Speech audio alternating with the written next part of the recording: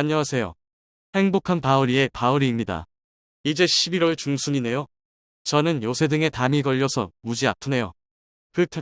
나이가 만으로 살댁 넘으니까 여기저기 아프네요. 그래도 뭐 고혈압이나 당뇨는 없다는 거에 감사합니다. 휴.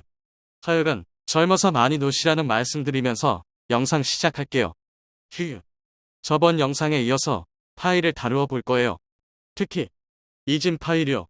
이미지 파일들을 화면에 띄운다든지 소리 파일들을 플레이한다든지 그런 건 전용 패키지들이 있으니까 따로 나중에 찾아보시고요. 이 영상에서는 기본적인 클래스들만 살펴볼게요. 이진 파일을 다루는 클래스는 저 6개?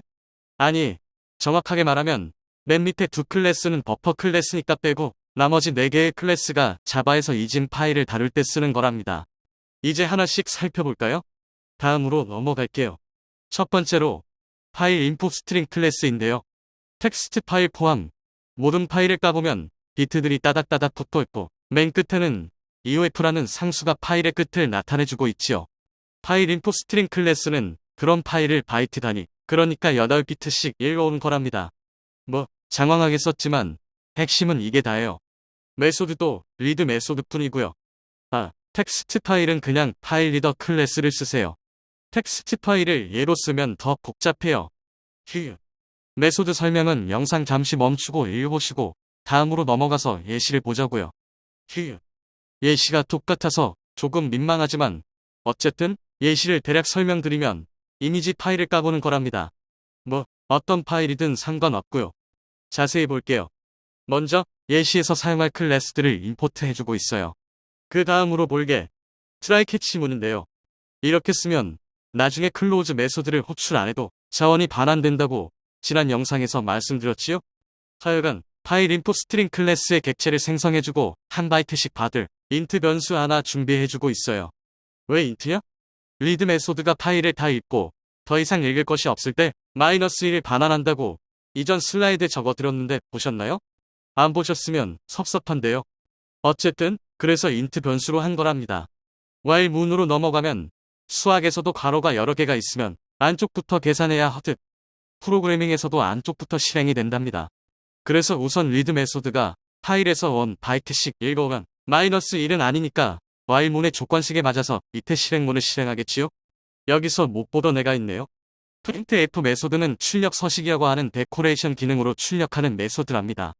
C 언어에서는 직역도록 사용했답니다. 하여튼 지금 보고 계신 건 뒤에 정수를 16진수로 출력해라 라고 하는 뜻이에요.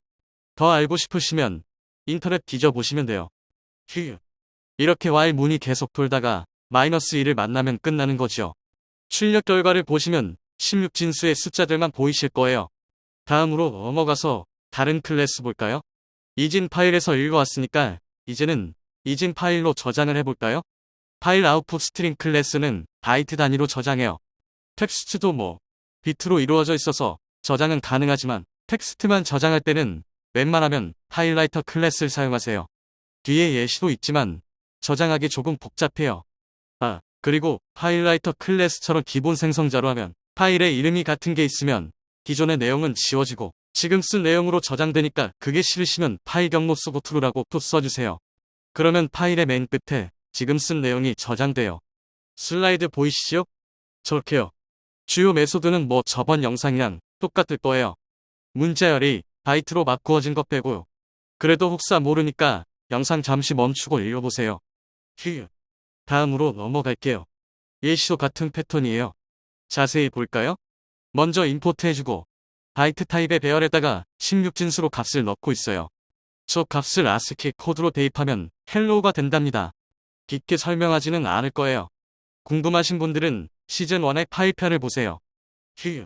트라이 캐치 문은 왜 저렇게 하는지는 아실 거고 라이트 메소드의 인수로 준비된 바이트 타입의 배열을 넣어주면 된답니다.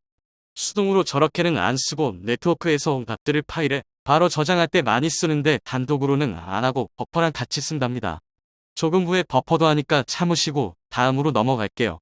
이전 슬라이드들의 클래스들이 바이트 단위로 이진 파일을 읽고 쓸 수 있었는데 이렇게 하면 의미부여를 하기가 무지 어려워지죠. 그래서 나온 클래스들이 이번과 다음 슬라이드들이지요. 먼저 의미있게 이진 파일을 써볼까요? 데이터 아웃풋 스트링 클래스는 의미, 그러니까 자바의 기본 자료형들을 그대로 이진 파일로 쓸 수 있는 클래스랍니다. 뭐 기본 자료형이 특별한 건 아니고 결국 비트들이 몇 개 붙어 있느냐가 중요한 거죠. 비트가 4바이트 붙어 있으면 인트 정수라고 약속한 것뿐이랍니다. 하여튼 본론으로 돌아와서 중요한 건 데이터 저장 순서인데요. 전에도 말씀드렸습니다만 모든 파일은 비트가 따닥따닥 붙어 있지요.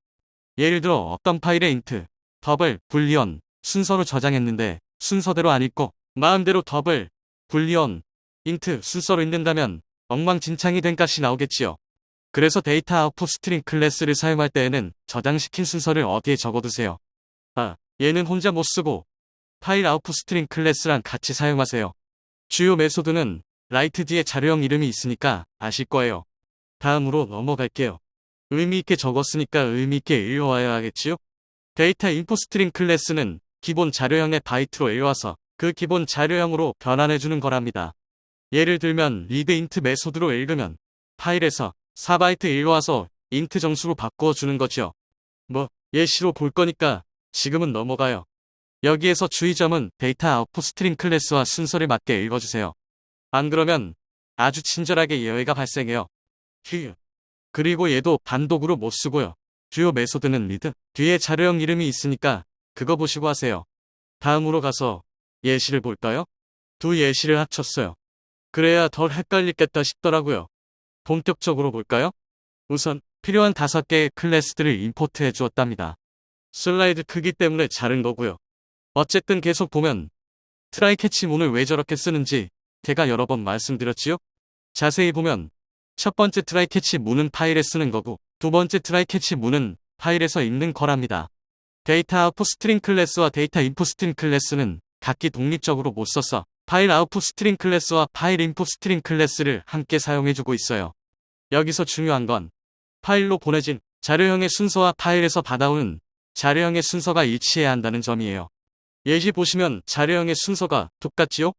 이것만 잘 지켜주시면 된답니다. 다음으로 넘어갈게요. 자, 이제 버퍼 클래스들을 살펴볼까요? 이전 영상에서도 말씀드렸습니다만 버퍼라는 건 임시 그릇이에요. 그러니까 보조기억 장치나 네트워크 같은 장치들은 주기억 장치에 비하면 엄청 느려요.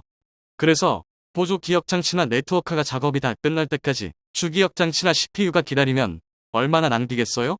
그럴 때 쓰는 게 바로 버퍼랍니다. 보조기억 장치나 네트워크에서 일부의 데이터를 버퍼라는 곳에 두고 처리 작업을 하는 거죠. 비유하면 김장할 때 배추를 200포기, 300포기를 다 옆에 쌓아놓고 하지는 않지요? 조금씩 나누어서 하지요? 바로 그 개념이에요.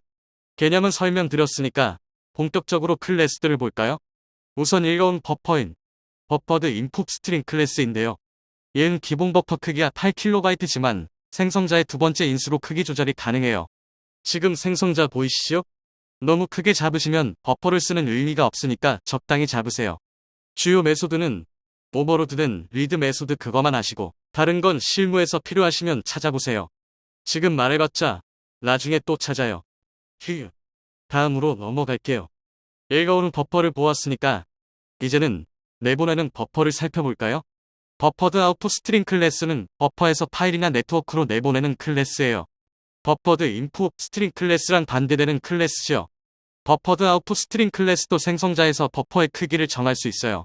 기본은 얘도 8KB일 거예요. 아마도 그쵸. 어쨌든 이런 버퍼들은 언제 쓰느냐? 데이터가 크거나 빈번하게 읽거나 쓸 때 그런 상황에서 사용하시면 좋아요. 주요 메소드는 영상 잠시 멈추고 읽어보세요. 다음으로 넘어갈게요. 파일을 복사하는 예시예요. 마우스 딸깍으로 하는 파일 복사도 저런 복잡한 코드들이 있답니다. 물론 자바 코드는 아니지만요. 본격적으로 예시를 볼까요? 우선 필요한 5개의 클래스들을 임포트해 주었답니다. 슬라이드 크기가 작아서 이번에도 잘랐고요. 중요한 부분은 트라이 캐치 문인데요.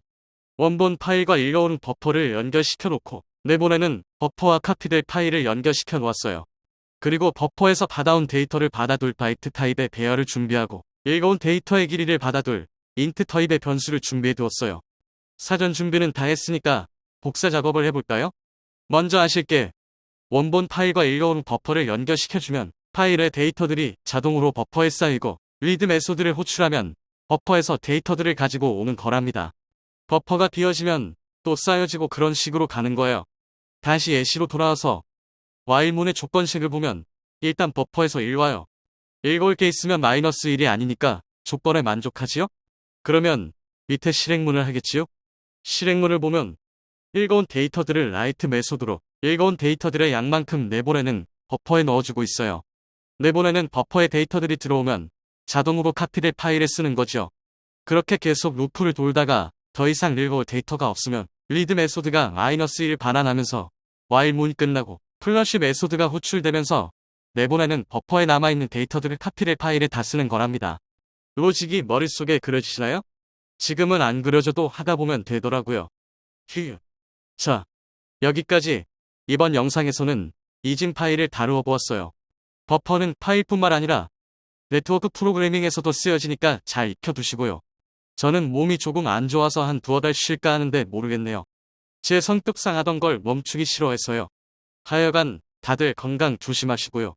영상 끝까지 봐주셔서 감사드립니다. 구독, 좋아요, 알림 설정은 부탁 안 드리겠습니다.